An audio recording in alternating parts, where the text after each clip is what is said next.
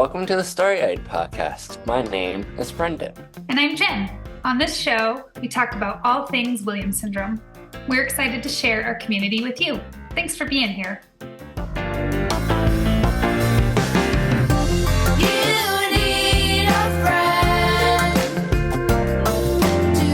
Oh, that was great. That was so much fun. It was so good to see those guys. Mm-hmm. Yeah, so it's just you and me today. Yeah. Jen's internet is out while I think they're getting, didn't she say that they're getting it replaced? I think they're switching from one company to another. Yeah. So unfortunately she's here though. She's joining us. She is here with us. And yeah. like the Darcy episode, she found, she's here, she's squeezing babies, she's holding babies. This will probably make her, when she sees this, she'll be like, oh my God, I gotta hold more babies. Yep, for sure. Yep. What a great conversation with Martha Maier, Jeff Isensee, Phil Isensee. One question for you off the top. We talked with and I think I can't remember if we've talked about this before, which is why I bring it up. Jeff talked about how, he needs a lot of transition time. Yeah. Are you similar in that way? Do you need a more of or are you able to sort of handle things more when things are sort of, dropped on you or sudden changes and stuff? How does that, what about you? Well, I mean, change is inevitable and it's only constant in life, but it can be really hard sometimes. But, sometimes there are things where they're out of your control, and sometimes you just got to roll with the punches that life gives you. Yeah. I was thinking, like, with your experience having done the MTV show, you've probably had to build up that resiliency maybe even higher than most people, just because just the nature of the things that you were doing require that nimbleness, that adaptability, quick change, like instantaneous, like, all right, done, do this, do that. Oh, this has to change. Oh, we're doing something else. Okay. Yep. Okay. All right. Yeah. So, but we talked about their housing journey. Fascinating stuff about everything that you got to go through just to have a place of your own. I loved the frankness that they talked about from a parental perspective of like, I kind of enjoy when he's not here. Yeah. I feel like we're lucky enough that Bennett's grandparents are still around. Most of his grandparents are still around. And so he often will go and do overnights at his grandparents and stuff. And those nights is just, when it's just Jennifer and I, were like, okay. All right. Because when your kid's around, you can't ever turn off being a parent, so. Right. I guess also at this point, we talked about we talked about special needs trust. We talk about all sorts of things. We talk about how important it is to know people. So I should probably do a plug for the Special Needs Alliance. You can go to the Special Needs Alliance is like, they've invited attorneys who have experience dealing with people with developmental and intellectual disabilities and creating special needs trusts, creating things that are going to protect everything from guardianship to trusts. So that, I believe, is specialneedsalliance.org. I will check that. If I'm wrong, I will make that correction at this point here. Okay. But hopefully there's nothing there. If I just did a record rip, if I did that, then that I screwed that up and I needed to fix that because I inserted in a new web address. Yep. I also want to say that I think what helped me the most with change has been being on the board. With so many things happening behind the scenes, everything all at once, it's really forced me to have a clear mind and not panic. Right. Yep. Okay. This is what it is. This is how it's going to be. This is the way it's got to be, Okay. Oh, all right. Well, enjoy the conversation with Jeff and Martha and Phil, the voice of God from off Yes. screen. He does join us on screen, but for those of you who are listening, you'll kind of just hear him chime in from time to time. It's really great. Yep. Enjoy the conversation and Happy New Year. This is the Yes. first Happy New episode of the Year. New Year. Happy New Year, everybody. Happy New Year. Hope you all have a wonderful 2026. And Yes. yeah, Let the good times roll. here's to another great year of the pod. Yep.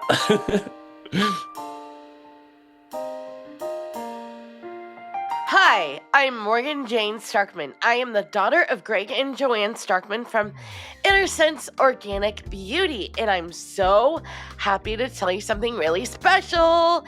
The Hair Renew Scalp Hair Bath and the Hair Renew Soothing Conditioner from Inner Sense Organic Beauty. These clean, safe products help take care of your scalp and hair. They make your scalp feel calm and renewed. I love how they make me feel cared for, and I think you'll love these products too. Let's take care of our scalp and hair together. Try them today and save 15% on your first purchase with my code Morgan15 at InnerSenseBeauty.com.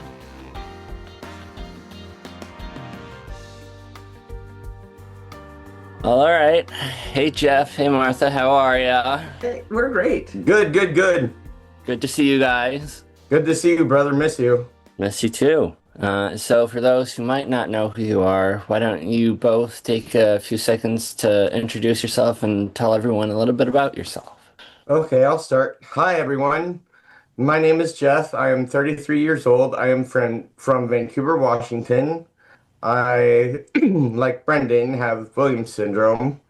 I work at Safeway as a courtesy clerk. Lot of tough work there, doing all sorts of jobs, odds and ends. I have been playing the tuba since I was in 6th grade, and I'm 33 now.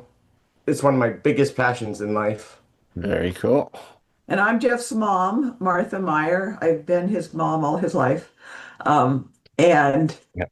I'm retired right now. I'm a Lutheran pastor, but because I'm retired, I'm not actively working. Well, I'm working. I do a lot of things, but Yeah. technically retired. Technically retired. Yes. Well, welcome. And then just off camera, we Just have Phil.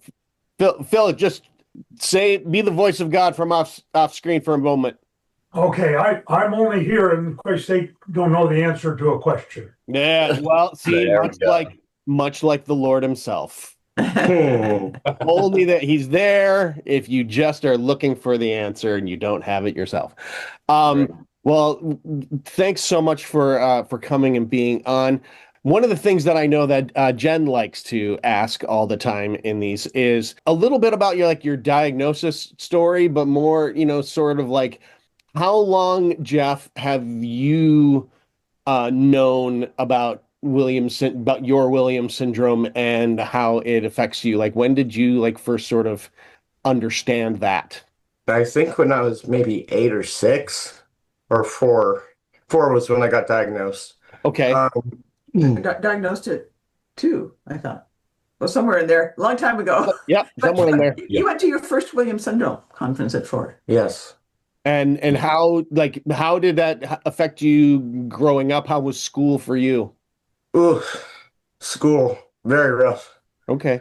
Got bullied a lot, made fun of a lot, got beaten up a few times here and there. School wasn't exactly my forte. My forte was more of making friends and playing music. And when the summers came, that conventions came, I was always counting down the days, counting down the hours, and I still am to this day, counting down the days and hours. Mm-hmm. Mention that we're filming this right before Christmas. That's why the Christmas hats. Yes. True. Just True. We're on Christmas Eve. Before we get into talking about the housing journey you guys have been on, tuba, how did you land on and start playing the tuba? So 5th grade, I played trumpet, and then I've always loved low brass instruments. I knew I was going to either play the euphonium or tuba. And then over the summer, I went to a concert and they had a low brass feature, and I'm like, I'm sold. And so I Wow. started playing the tuba in 6th grade, and I haven't stopped since. You've That's got your own awesome. tuba now. Yes, I have my own now. And what color is Wow. it? And the case is pink, because pink is my favorite color. Paying an homage to my late grandmother who died of breast cancer. Yeah. Oh, I mean, that's awesome. You look good in pink. You look good. You wear it well, Yeah, you pal. wear it well. I love pink myself. I don't know if I wear it very well, but I mean, I don't know what my coloring is. I don't know if I'm an autumn or a spring or whatever it is, Oh, but yeah. I uh, have pink in one of my tattoos, so I wear it permanently all the time. So do Oh, I. really? Oh. So do I. Well, I Yeah. just have to tell you the funny story. When Jeff was a little kid, it was just hard to keep him entertained. But one of the first things that entertained him was to go to the library and get books with brass instruments in them. So from an early age, he was fascinated with brass instruments. And whenever he saw a little case that could be like a instrument case, he would go up and ask the person what's in it. Oftentimes it was just a briefcase, but sometimes, And then early on, we went to Tuba Christmas, and you got to blow tubas. That Yeah. was pretty exciting. So Yeah, that's brass instruments has always been an interest of Jeff, which is fascinating for me. so I love brass music. yeah. My son, who is 14, he has gravitated more to the drums now, but Oh, he yeah. was a big like he played trumpet for a year, and when it's like, what is that, 5th grade or so, 4th grade, when you like can when they first try to like start having kids try out instruments and stuff in school. And so he played the trumpet, and again, yeah, had kind of a really good aptitude for it, but he just over the years gravitated towards the drums. One of the things he does have, though, is he was really fascinated by the trombone. I think Oh, yeah. the slide really fascinated him, and so we had gotten him one of the it's plastic, though. It's a plastic, fully Right. working, trombone. Everything about it is legit. It's just made out of plastic, so it was significantly cheaper. That trombone got us through some dark times during the pandemic when we were Oh, wow. when we were locked down. He and I play some music. I'd be on the piano and he'd be on the trombone, and we just make noise, and it was a blast. That's fantastic that you've been able to stick with it and play the tuba. Now tuba's not the big one that kind of wraps around and has the thing out here. That's the euphonium, right? No, euphonium is smaller than the tuba. That's called the sousaphone. Sousaphone, right? Okay. Just trying to remember I don't have any awesome books with instruments in front of me, so I'm trying to remember which what my brass instruments. That's fantastic. So you recently, you guys as a family have sort of been on a housing journey, figuring out living situations. Like, Martha, can you talk a little bit about how this journey started, and where, kind of with the genesis of where this all began? Well, I think it started seriously when Jeff was 18 and in his transition program. And I think I kind of foolishly thought by the time he was done with his transition program, he'd be living on his own, but doesn't work that way. Mhm. And so, for 13 years or more, I was trying to find out everything I could about what the housing options were for him in our state. And as you know, they vary from state to state. Right. Went to a lot of forums and workshops. We started, housing groups and things like that to find out. And kind of when it came down to and then, so we were, moving ahead, but then Jeff developed, severe anxiety. I can't remember when that was, somewhere around the pandemic. Yeah, it was probably right when pandemic hit. I was very stressed out, very anxious. And it started before that, I think, but that Yeah, was but worse. that's when it really ramped up. So I kept thinking that, well, we really can't move him out until we deal with his anxiety. But what we had done in the meantime is that we put in a studio apartment into our house. We had a bonus room. And when my daughter moved out, we decided to convert it into like a very small apartment. It's only 400 square feet. Mhm. And we hired, or we rented it to someone who then became our respite provider. We had some money from the state to do respite. And so Phil and I like to travel, so we'd go away for a month at a time. And then Martin, who was our first respite provider, would stay in the, open up the door between the apartment and the house and would be Jeff's caregiver. And that worked out really well. Oh, she and I got along great. There were only maybe a few times that we clashed, but it wasn't over anything serious, just small things. And he's a really great guy. I do miss him, but I see him every so often, so we keep in contact. Mhm. Well, and then I realized somewhere along the way that, we could be gone for a month and or Jeff could be very anxious, but he survived. And I go, well, if he can survive, I think we have to work towards moving him out, even with his anxiety. And Sure. so, we began looking at adult family homes. And those just the we looked at a few adult family homes and they just weren't for me because there's like maybe 5, 6 people in like 1 or 2 bathrooms. Think about it. If someone's sick in the middle of the night and both bathrooms are occupied, where are you going to go? Right. What are you Right. gonna do, right? And Yeah. and for us in our state, the only kind of state-supported option is adult family home. Mhm. Again, I know every state's different. So our developmental disability services, they're different. We've got like the basic plus waiver and the core waiver and different levels of waivers. And of course, what you're waiving is your right to institutional care. And so he's on the lowest waiver. So the only thing they provide is an adult family home. Okay. And so we had to get more creative and started thinking about shared housing where you put together, you find some people who you don't want a room with you, you find a house, you find a caregiver and all that. Yeah. And there's a place in Seattle called Partners for Housing. And they were doing a lot of work with shared housing. Got to know those people. They still, I think, do an assessment where you can take their assessment and they'll give you some ideas about what might work for your child. Then, well, then what? Kind of a long story. We'll try to short, but in the summer of 2023, my father died, and he had in his will money to fund Jeff's Special Needs Trust. And so after his death, Jeff's Special Needs Trust was funded. My husband and I inherited some money. And so we were able then to find a townhome for Jeff. We talk about your townhome? Yeah, I live part-time with my parents, part-time in my townhome with a roommate. It's a really great spot to live. It's just a 5-minute walk to work, so Nice. it's pretty convenient. Until How close is it to? townhome. Yeah. How close is it to your folks' home? 2 miles. 2 miles, yeah. Well, I think you should tell me your favorite thing about the townhome. So there's 3 levels. There's the what I call basement level where you go inside. There's the garage, and then straight back is my room. So I have my own room with my own bathroom. On the second floor is the main level where the dining room is, the TV is, and all that stuff. Third floor is the master bedroom with the laundry room and a guest bedroom. And how do you get from floor to floor?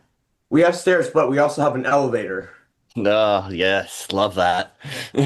Great. That is really great. And and obviously there's nothing precluding you from taking the stairs right now, but hey, sometimes you just gotta ride the elevator. And like, what if you're carrying probably like with laundry? Maybe it's like probably don't want to carry laundry upstairs. That's take the elevator then. Yeah, and also like when I'm sick, I don't want to take the stairs very much because it makes me winded. Yeah. But otherwise, my roommate uses it more than I do. Well, for groceries, it's really handy. Yeah. We got a new washer the other day that went on the 3rd floor, and so it was nice to have the elevator for that. Yeah. I bet.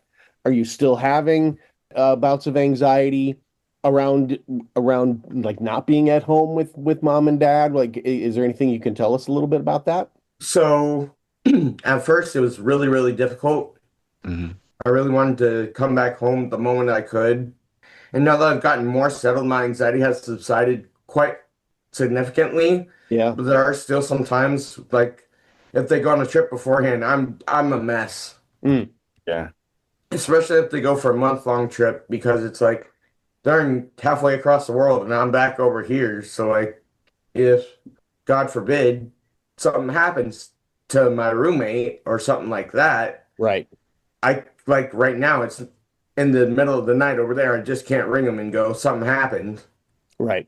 Right. It's good to have two places to live at because like I still get to hang out with my parents and I get to have my own independence. Tuesday mornings I have music therapy. That's a lot of fun.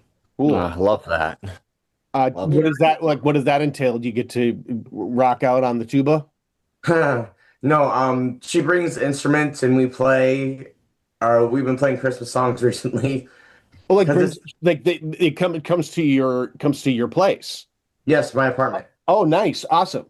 Well, we were looking for things that he could do in the mornings at his apartment because that's kind of the toughest time because his housemate sleeps in later than Jeff does. So Sure. Yeah, I'm usually up.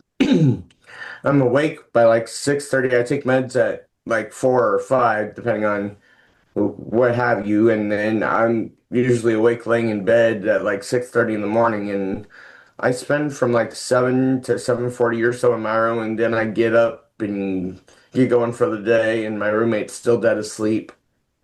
Yeah, my wife and I have never been morning people in for our entire lives, and we have a son who's just up at the crack of dawn. He's ready to roll. And so we're just like now. Luckily, now that he's older, we can be like, okay, you got to just let mom and dad sleep a little bit more, just a little bit more, and then we'll get up. Yeah. So he probably would know exactly what you're talking about. Yeah. Well, is your place starting to feel, is your townhome, is it starting to feel a little bit more like home, like your home?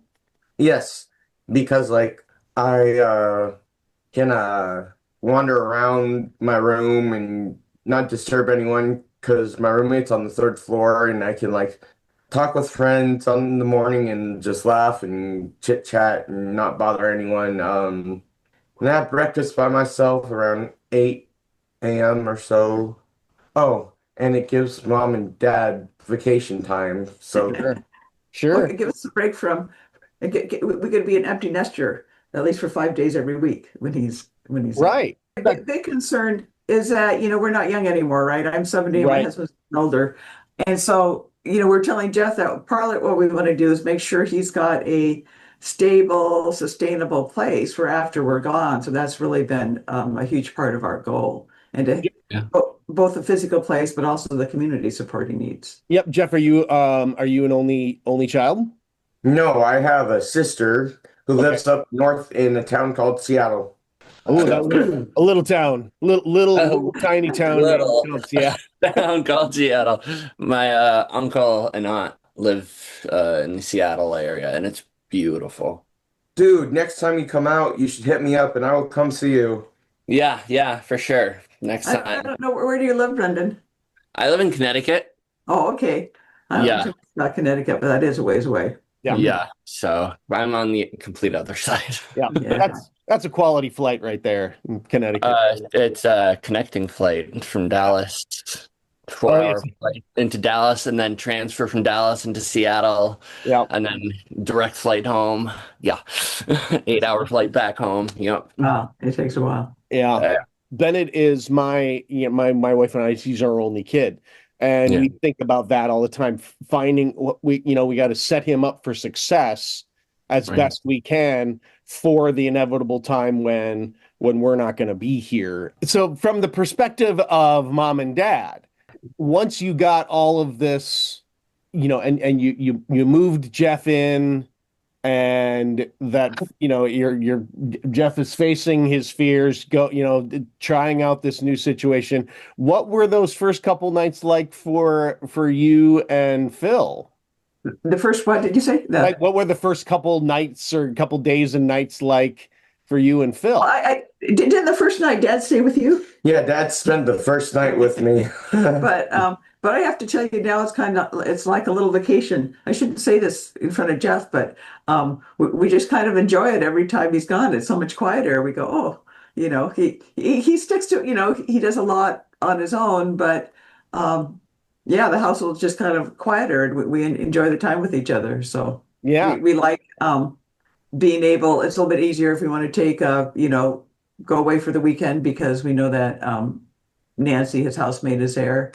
And his schedule is such that he's here Tuesday and Wednesday, and then the rest of the week he's out in the townhome. Except when my roommate's gone or it's a holiday like Christmas. I'll be here today through Saturday, I believe. Sure.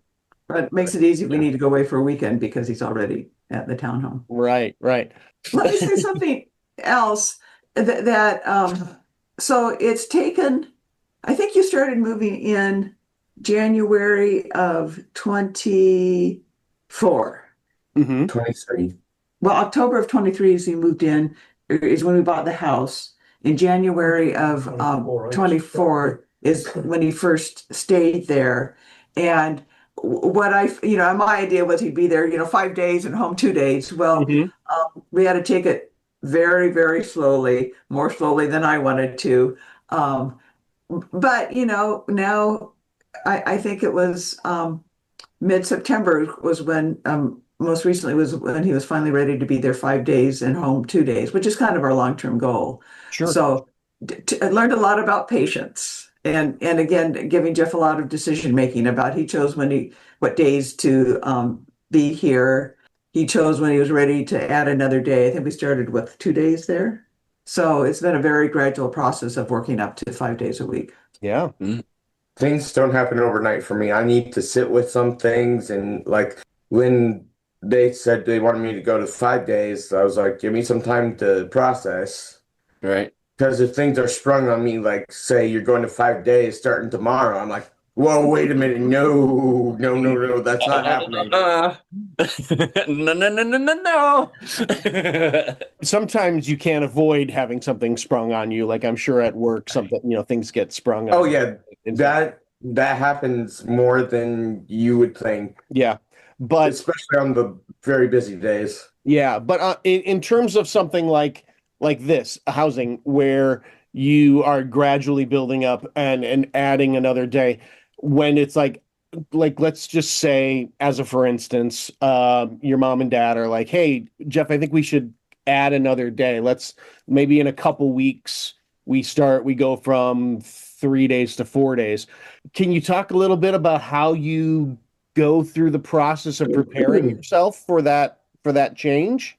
So first, anxiety sets in and my alarm bells and sirens go off in my head. And then I tell myself, okay, stop, slow down, put on the brakes, because like my mom said, they're older now. And I hate to say it, but it's true. All of us, trees, animals, people, Yeah. we're all going to die at some point. We all have an expiration date. Yeah. It's inevitable. There's nothing you can do to prevent it. You can try and prolong your life by making healthy choices and stuff like that. But Yeah. other than that, while it is difficult, I also crave my independence, and that was part of that.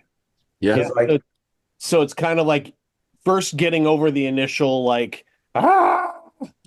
it, and then it's just sort of like, okay, and then you just sort of like you find that bridge. You find that bridge to meet the I can do this, and the oh my gosh, I can't. This is I don't want this to happen. So it's like it takes time for that bridge to build, though, is what I'm hearing you say. yes, it does. Yeah, Little by little. little by little. That's really cool. Yeah. Parent to that I do need to give them a lot of warning, saying this is what we're shooting for, And then there's initial resistance. No, no, no, no, no. But oftentimes within a couple of days, he'll begin to think about it. So Yep. just learn that there will be resistance. My Yep. husband's kind of like that too. My, I lived on my own for like a year, Uh-huh. but I it was different for me because I also went to school out of state Oh, for wow. about a year and a half. Wow. Um, and it was we were there full time.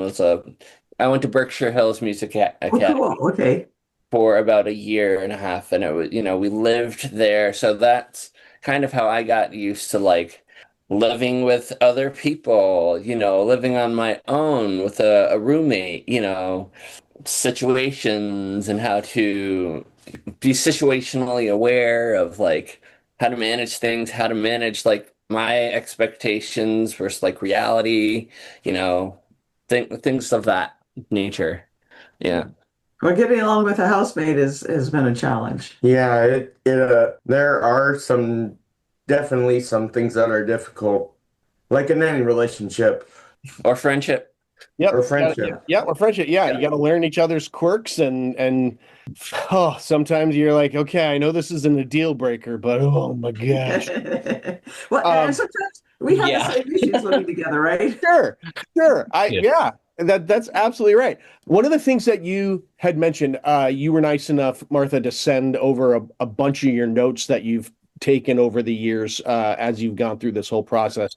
And I think it's something that we talk about it with people with Williams syndrome, in because of the way Williams syndrome sort of presents itself to the world, you people with Williams syndrome, Brendan, Jeff, I'm lucky enough to know you two a little bit, personally and socially as well.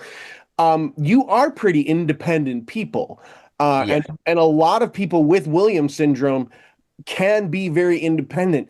Can you talk about one of the things you said is like the more independent Jeff became, and Jeff, the more independent you became, the less state stuff and the less things you qualify for that can help you maintain that independence. Yeah.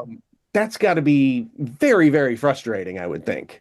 It is because like if you think about it, if we lose all that funding and everything and something happens and I'm like heaven forbid, like my parents are no longer with us and like the apartment catches fire and burns or something like that, where am I gonna go? I may have to leave town and go to Seattle where my sister is. Right, She right. got a very small house. Yeah.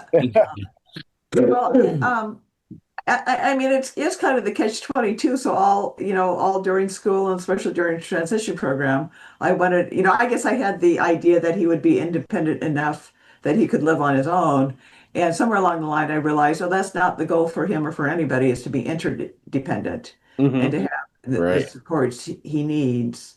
Most of our state systems, maybe all of them, operate on a deficit model. So they want to know what you can't do. Right.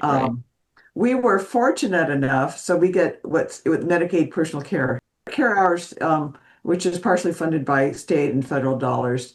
Right. And initially, he only had 29 hours a month, which is not enough really to keep him to provide what he It's needs. less than an hour a day. Yeah. Yeah, Yeah, it doesn't yeah. really qualify him for And then things. we found this coach, and she said, "Well, you're not answering the questions right." A consultant. Yeah. And she she knew the assessment very well. She went through it question by question. And, one of the things we realized we'd been doing is kind of downplaying some of the behavior issues and anxiety and things like that. And she even told us about questions that our caseworker didn't know about. So when we went through the assessment, we'd have to say, well, you didn't ask us this question. And, she'd look at it and she goes, well, where is that? And my husband, who had, worked on all this, told her, where the question was, what drop down menu. And Right. so we were able to go from 39 hours a month. I might have said 29, but we had 39 hours up to 129 hours a month, which is 4 hours a day, which is enough. Yeah. The thing the state doesn't cover is overnight care. Right. And Jeff doesn't want to stay alone at night.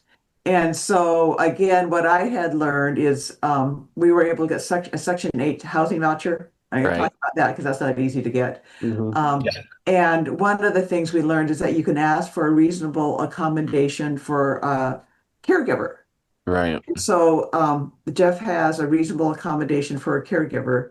And what's the other? Oh, the other reasonable accommodation was that technically we're not technically the owners of it. It's a special needs trust, but because I'm the trustee, it seems like I'm the owner of the townhome.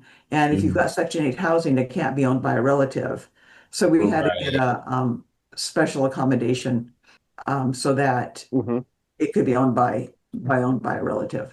Mhm. All right. Yeah. Yeah, my mom was a paralegal specializing in elderly Oh. disability law for over 20 years. So she knows all about that stuff and has dealt with a lot of that over the years. So Well, and that's really stuff to know about. I mean, I think people, yeah. again, it was just going to all these meetings and meeting the right Right. people, you begin to learn this. Yeah. Mhm. Um, so that was really helpful. The only reason we got, and again, this is all about who you know. The only reason Jeff got a housing voucher was because I was on a housing committee for Peace Northwest, which is kind of like the ARC. Yeah. They Right. advocate for people with developmental disabilities locally. And because I happen to know the guy or a man who was part of the Vancouver Housing Authority, we brought him onto our committee and said, how do we get housing for people with developmental disabilities? Because there's not enough housing. And, we talked about all the options. Can we have set-asides and, special apartment buildings and all this? And finally said, well, why don't we just give, Peace Northwest some housing vouchers to distribute? Mm.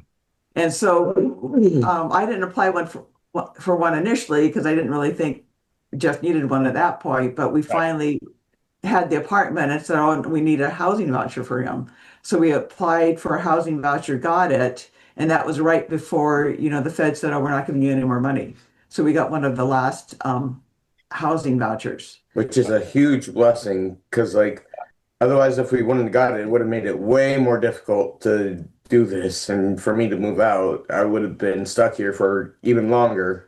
Yeah, I mean, with those kind of things, once they're gone, it takes like a while for Well, and right now, as you know, the federal government's cutting back on so many things. it's One of the things I wanted to also ask about is how you use technology to help support, your independence at the house and address some of those safety concerns that you have. What kinds of things do you have have you been working with at the house? Well, not much to be honest. Oh, okay. Well, just a second. This is where the voice of God can tell you a few things. You don't really know what's monitoring you. So after we bought the townhome, I replaced the door locks for the exterior doors with electronic locks. So I know when the door lock is locked and when it's unlocked and by whom. The lights at each of those are now motion activated with a recorder. So I can go back and see who was at the door. The doorbell is a similar deal where it's motion activated, as well as when the button is pushed, I know the button was pushed. Yeah. I replaced all of the smoke alarms with ones that are also connected. So if a smoke alarm goes off, I get an alert. Yeah. And then, of course, the things that you might do at your own home, like put in water sensors under the dishwasher and under the washing machine. Yeah. So these aren't sophisticated things. These Right. are relatively inexpensive things to do that you might do at your own house. But they're helpful. Like we have a ring system here at my house. So we always know like what's going on. Like we have one near where the cars are, where my music shed is, and then at the front door. Yep. So always aware. Yeah. Yeah, it's just nice to know. And so it's Right. not necessarily unique to Right. a just living situation, Right. but it's very helpful to sort of know what's going on. Yeah. What about the heater, the thermostat? Oh, and the thermostat is again something that I can control if I need to. The house manager does pretty well with that, but I at least know that things are running. Great. Yeah, it's the kind of stuff that I like to geek out about. That's really great. See, Jeff, so you're cutting edge. You're living in a cutting edge house there. Yeah, I owe right. it all to my daddy. Do you know the program Safe and Home? Yes, I do know that. Yeah, no, we tried that once. I mean, it seems like that would be good for some people, but it didn't work for Jeff. It's kind of remote support where you have, I think they give you a special tablet. And so any time of day or night, if you need to call somebody, you call this number and they help you out. Phil and I are now his Safe and Home people. But that program didn't work for you. No, it didn't. They were very inconsiderate, not very nice to me. Like when I was really struggling with some things, like when I first had COVID, I didn't sleep for 118 hours. So I'd keep calling them to talk to someone to occupy my time because I couldn't sleep. My anxiety was the worst it's ever been. Yeah. And they kept saying, okay, we're going to hang up now after like 5 minutes. And I'm like, We are coming to the end of our time. This has flown by. This has been fascinating to Awesome. Yeah, this has been really great. It's been really helpful. I know that housing, and like you said at the very top, Martha, housing is like every state is different. Frankly, every county can be different, but it's stories like this that hopefully might spark an idea in somebody that has been trying to figure out housing. It certainly has, as I've listened to this, it's helped me and my wife understand a little bit of like, okay, let's start thinking about this now so that we can get a jump on things when Bennett gets a little older. And I'm so glad that you're willing to share this story with everybody. well, hey, I want people to know that even though they may not be ready for their kiddos to move out, there is hope out there. There's hope out there. Yes. Definitely. Yeah, absolutely. Just so glad to see you guys, Oh, dude, it's a pleasure and a joy. I always love seeing you at conventions. Yeah, I can't wait for Buffalo. Buffalo, it's going to be amazing. So I just wanted to add, Joel and Brendan, we're glad to, answer questions if, people do have questions. Yeah. Yeah. Email, they can contact the office and you Yeah. can forward things on. If Yeah. you want to talk to Martha and Jeff or Phil, you can reach out to the podcast at williams-syndrome.org. Yes. Okay. Yes. Okay. This has been a wonderful way to spend my early afternoon here, getting to see the three of you, hear this story. I'm glad Jen's internet was out. Yeah, take that, Keaton. No, Oh, Keaton. yeah, No, we love her. we love Keaton. She's the best. But I'm really lucky that that I got the privilege to be with you guys today. So. Well, thank you for your for the podcast, you and Brendan. Yeah. Yeah, and then I You've been listening to the Starry-Eyed Podcast, presented by the Williams Syndrome Association and sponsored by Inner Sense Organic Beauty. The show is hosted by Jennifer Keaton and Brendan Lemieux and produced by me, Joel Liskman. All music by Tommy Barbarella and Mariella Elm. Got a question for the show? Email us at podcast@williams-syndrome.org. Video version of the podcast available on the Williams Syndrome Association channel on YouTube and on the Starry-Eyed Podcast page on Facebook. Audio version available wherever you get your podcast delights. So like and subscribe and help spread some Williams Syndrome awareness.